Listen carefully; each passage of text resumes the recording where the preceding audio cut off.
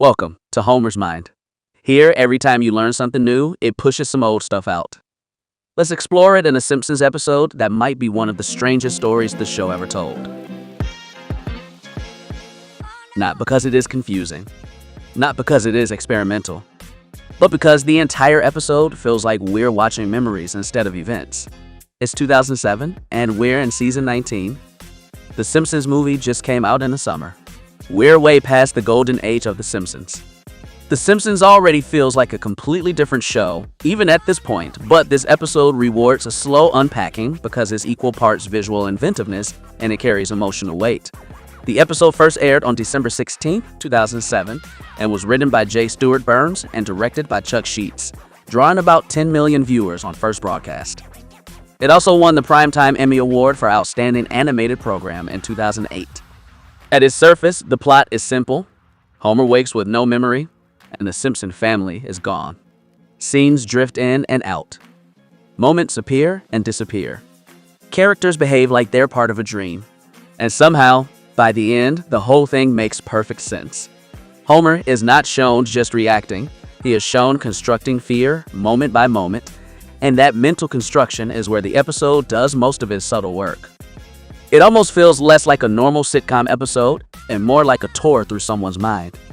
Specifically, Homer's. Now that might sound strange, but think about it.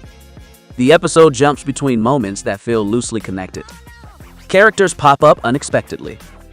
The logic of the story sometimes works on emotion rather than cause and effect, which is exactly how memory works.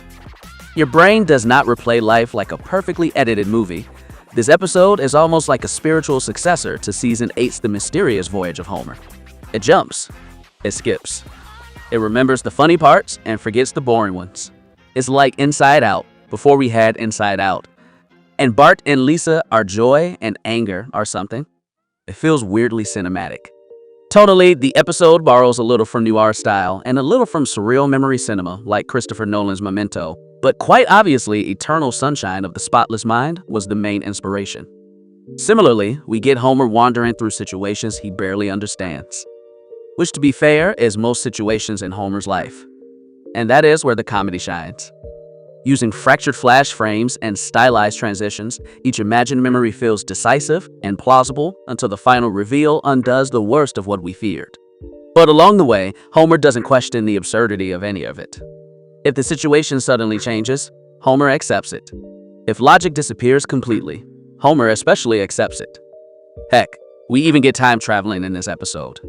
At one point, the story basically asks us to fill in the blank and imagine how things got from point A to point B, and honestly, that might be the most accurate depiction of memory the show has ever done. Your brain fills in the blank all the time, sometimes correctly, sometimes very incorrectly. But what makes the episode interesting is how naturally this structure works.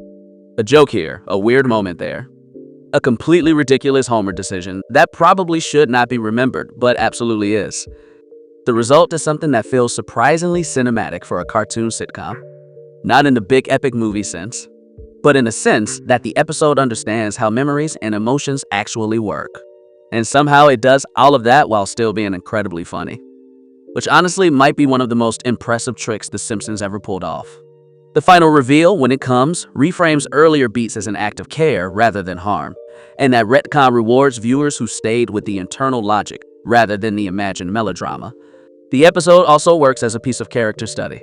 The supposed cowardice in Homer's thinking becomes honest vulnerability, and Marge shows up as the quiet center who bears the consequences and keeps the emotional tone grounded. Critics and Simpsons showrunners have pointed to this episode as an instance where style and feeling align.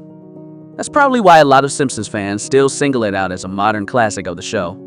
Let me know your favorite modern Simpsons episode, and let's confuse everyone else by spamming the word mind in the comments if you've made it to the end.